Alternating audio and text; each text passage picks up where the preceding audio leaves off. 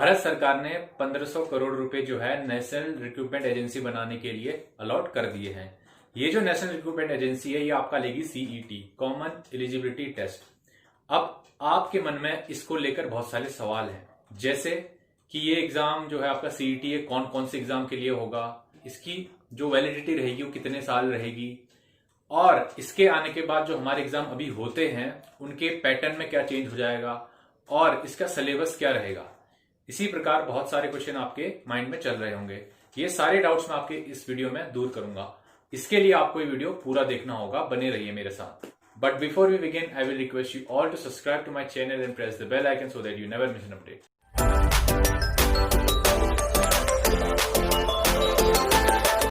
जो सीईटी है ये आपका सेंट्रल गवर्नमेंट की जो ग्रुप्स बी और सी की जॉब्स हैं उनके लिए कंडक्ट कराया जाएगा। स्टेट गवर्नमेंट के जितने भी एग्जाम हैं वो एज इट इज होते रहेंगे, उनमें कोई फर्क नहीं पड़ने वाला। उसके अलावा जो ये नेशनल रिक्रूटमेंट एजेंसी है ये रिप्लेस करेगी प्रीलिम्स के लिए एसएससी, आईबीपीएस एंड आरआरबी। ये तीनों जो एग्जाम कंडक्ट कराने वाली बॉडीज हैं, इन तीनों का जो प्रीलिम्स होता है, किसी भी एग्जाम का प्रीलिम्स होता है, वो कराने की जिम्मेदारी अब नेशनल रिक्रूटमेंट एजेंसी की हो जाएगी। तो अब आपको समझ आ गया होगा कि जो ये एग्जाम है आपका सेंट्रल गवर्नमेंट की जॉब के लिए अप्लाई, ये सिर्फ सेंट्रल गवर्नमेंट की जॉब के लिए होगा।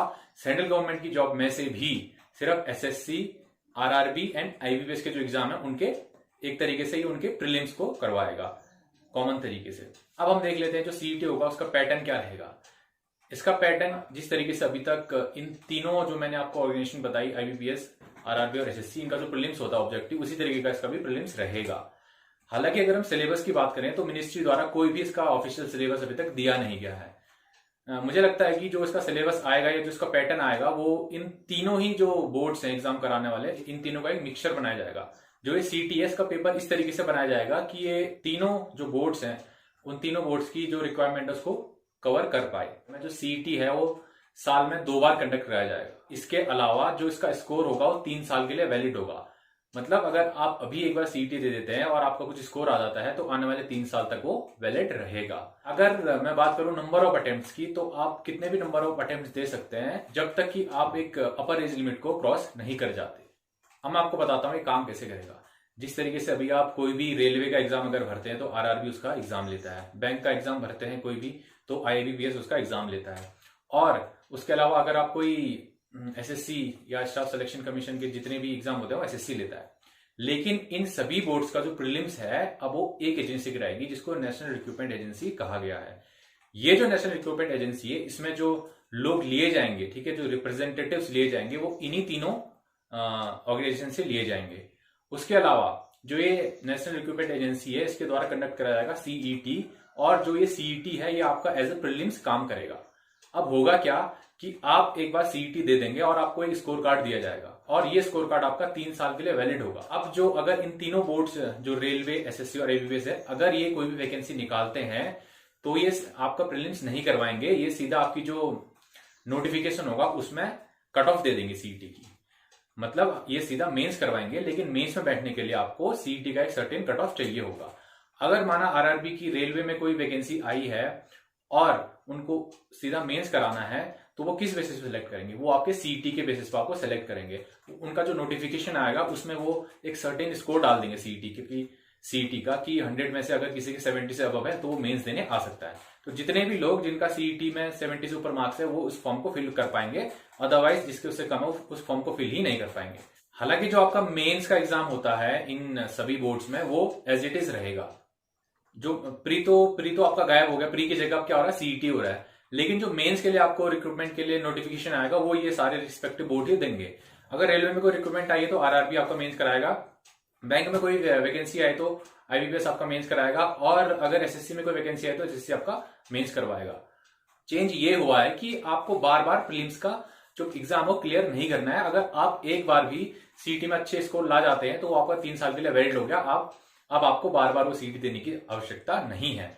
उसी के साथ अगर आपको लगता है कि आपका सीईटी में अच्छा स्कोर नहीं आया है तो आपको एक साल में 2 चांसेस मिलेंगे, आप अपना स्कोर इंक्रीज कर सकते हैं। एक साल में 2 चांस मिलेंगे और इसकी कोई लिमिट नहीं है आप कितनी बार दे सकते हैं। जब तक आपकी एज है आप तब तक कितनी भी बार सीईटी दे सकते हैं। इसके अलावा एक बहुत बड़ा डाउट है लोगों के माइंड में कि जो एसएससी है या कोई भी बोर्ड है इन तीनों में से, उसमें सिर्फ एक लेवल की वैकेंसी नहीं आती है। किसी चीज के लिए आपकी एलिजिबिलिटी होती है 10th पास, किसी के लिए होती है 12th पास और किसी के लिए होती है ग्रेजुएशन। तो लोगों का कहना है कि क्या इन सभी के लिए एक कॉमन सीईटी होगा? तो इसका आंसर है नहीं। जो सीईटी है वो 3 तरीके के होंगे आपके। एक तो 10th पास वाला सीईटी होगा, एक 12th पास वाला सीईटी होगा, एक ग्रेजुएशन वाला सीईटी होगा। जिस तरह से अभी जो होता है, जो एसएससी है वो एक एग्जाम कराती है सीजीएल और एक कराती है सीएचएसएल। जो सीजीएल है उसके लिए जो आपकी एलिजिबिलिटी है वो है ग्रेजुएशन, और जो आपका सीएचएसएल है उसके लिए जो आपकी एलिजिबिलिटी है वो है 12th पास। तो लोगों के माइंड में ये डाउट है कि क्या ये दोनों के जो मेंस होंगे वो सेम सीईटी स्कोर पे होंगे? इसका आंसर है नहीं। 3 तरह की जॉब जिनकी की एलिजिबिलिटी 10th पास, 12th पास और ग्रेजुएशन है, अलग अलग है, तो आपको 3 तरह के जो है सीईटी देने पड़ेंगे। अगर हम गवर्नमेंट की माने तो हर साल 1.25 लाख जो वैकेंसीज आती है सेंट्रल गवर्नमेंट में, इनके लिए जो अप्लाई करने वाले स्टूडेंट्स होते हैं, एस्पिरेंट्स होते हैं, उनकी संख्या पहुंच जाती है आपका 1.5 करोड़ से 3 करोड़ तक। ठीक है, इतनी बड़ी संख्या में लोग ये फॉर्म्स भरते हैं। समस्या तब आती है जब जो आपके सेंटर्स हैं वो आपके घर से दूर दे दिए जाते हैं। अगर कोई उत्तराखंड का बंदा है तो उसको सेंटर दे दिया जाता है दिल्ली, देहरादून, भोपाल वगैरह वगैरह, हरियाणा, जयपुर। तो कुछ इसमें से छात्र होते हैं जो फाइनेंशियली इतने स्टेबल नहीं होते हैं कि इतना दूर जाके वो एग्जाम दे पाए और बार बार ये एग्जाम दे पाए। तो गवर्नमेंट का कहना है कि जो पूरे स्टूडेंट्स होते हैं और जो खासकर जो आपकी फीमेल कैंडिडेट्स हैं उनके लिए बहुत ही हेल्पफुल होगा, क्योंकि जो नेशनल रिक्रूटमेंट एजेंसी है उसके साथ साथ ही गवर्नमेंट ने ये भी डिसाइड किया है कि जितने हमारे इंडिया में लगभग 700 जो है डिस्ट्रिक्ट हैं, हर डिस्ट्रिक्ट में सेंटर बनाया जाएगा। मतलब कि अब किसी भी एस्पिरेंट को इन एग्जाम्स के लिए जिनकी मैंने बात करी अभी, एसएससी, आरआरबी और आईबीपीएस, जो इसके ग्रुप बी और सी के एग्जाम होते हैं, उनके लिए अपने डिस्ट्रिक्ट में ही उनको एक एग्जाम सेंटर दिया जाएगा। इससे सबसे अच्छी बात यह होगी कि जो छात्र हैं, भले वो कोई भी हो, उसको एक सहूलियत मिल जाएगी कि उसको अपने घर पे ही एक सेंटर मिल रहा है। अभी क्या होता है, अभी जैसे कोई अगर एक स्टूडेंट है उसको उत्तराखंड से दिल्ली जाना है, तो पहली बात तो उसको रात भर ट्रेवल करना पड़ता है, इतनी थकान हो जाती है, वहां उसको रहने की व्यवस्था करनी है, खाने की व्यवस्था करनी है, इतना स्ट्रेस पहले से ही होता है एग्जाम का, तो एग्जाम वो अपना बेस्ट नहीं दे पाता है। अगर उसको अपने घर पे ही जो सेंटर मिलेगा तो अपना, मुझे लगता है कि अपना बेस्ट दे पाएगा। जो सीईटी है इसके आने के साथ ही बहुत सारे क्वेश्चन भी इसके साथ आए हैं। पहला क्वेश्चन कि अगर आप डिस्ट्रिक्ट में किसी को सेंटर देने की बात कर रहे हैं, अभी क्या होता है, अभी जो डिस्ट्रिक्ट है स्टेट से बाहर सेंटर देने का एक ही उद्देश्य होता है कि जो है एग्जाम आपका फेयर कंडक्ट किया जाए, कि वहां पे कोई आपको फेवरिज्म ना हो। अगर किसी एस्पिरेंट को अपने ही घर पे, अपने ही डिस्ट्रिक्ट में जो है सेंटर दिया जाएगा तो मे भी कोई उसको वहां पे फेवर कर सकता है, तो ये संभावना हो सकती है। इसको भी जो है गवर्नमेंट को देखना पड़ेगा और एग्जाम जो है प्रॉपरली कंडक्ट कराने की जिम्मेदारी लेनी पड़ेगी। इसके अलावा जो हमारा सीईटी है हर 6 महीने में होगा। इसका फायदा तभी होगा जब हर 6 महीने अगर सीईटी हो रहा है तो हर 6 महीने आपकी वैकेंसी भी आए। अभी क्या होता है कि रेलवे की वैकेंसी इस साल आई और फिर 3 या 2 साल बाद आएगी। तो इसका जो रियल बेनिफिट है हर 6 महीने में सीईटी कराने का तभी होगा जब आप हर 6 महीने में वैकेंसीज भी लाए। आपको एग्जांपल के थ्रू से मैं समझाऊंगा।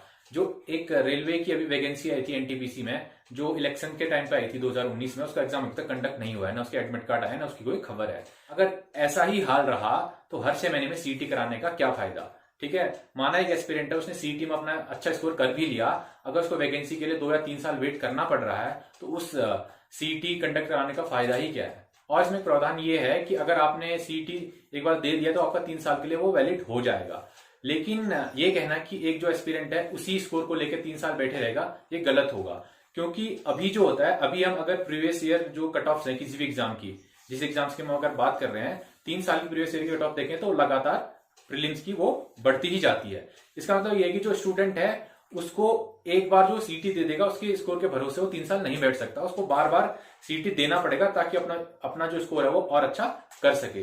तो इस सेंस में तो कुछ फर्क आया नहीं कि पहले भी वो प्रीलिम्स बार बार देता था और अभी भी वो सीईटी जो है बार बार देगा अपना स्कोर इंक्रीज करने को, क्योंकि 3 साल एक ही स्कोर के भरोसे नहीं बैठ सकता। इसके अलावा जो सबसे बड़ा कंसर्न है वो ये है कि आपने चलो ठीक है प्रीलिम्स खत्म कर दिया, उसकी जगह आप सीईटी ले आए, सबके लिए एक नई ऑर्गेनाइजेशन बनेगी जिसका नाम होगा नेशनल रिक्रूटमेंट एजेंसी, वो आपका सीईटी लेगी। लेकिन जो मेंस टेकिंग बॉडी है, जो आपका मेंस एग्जाम लेगी, वो तो पुरानी ही है, एसएससी का लेगी, आरआरबी का लेगी, आईबीपीएस का लेगी। इसका मतलब ये है कि अगर मेंस टेकिंग जो बॉडीज है वो सेम है, तो जो डिलेस है आपका एग्जाम्स में जो अभी होता है वो आगे भी होता रहेगा, क्योंकि मेंस टेकिंग बॉडीज तो सेम है और उनकी जो प्रोसेस है एग्जाम कराने की, कंडक्ट कराने की, वो भी सेम ही रहेगी। तो इसमें कोई बड़ा बदलाव होने वाला नहीं है। तो ये था एक छोटा सा वीडियो सीईटी को लेकर। आई होप कि आपको सारी चीजें क्लियर होंगी इस एग्जाम को लेकर। अगर अभी भी आपके माइंड में कोई डाउट है तो आप कमेंट सेक्शन में कमेंट करके मुझसे पूछ सकते हैं। मिलता हूं आपसे अगली वीडियो में।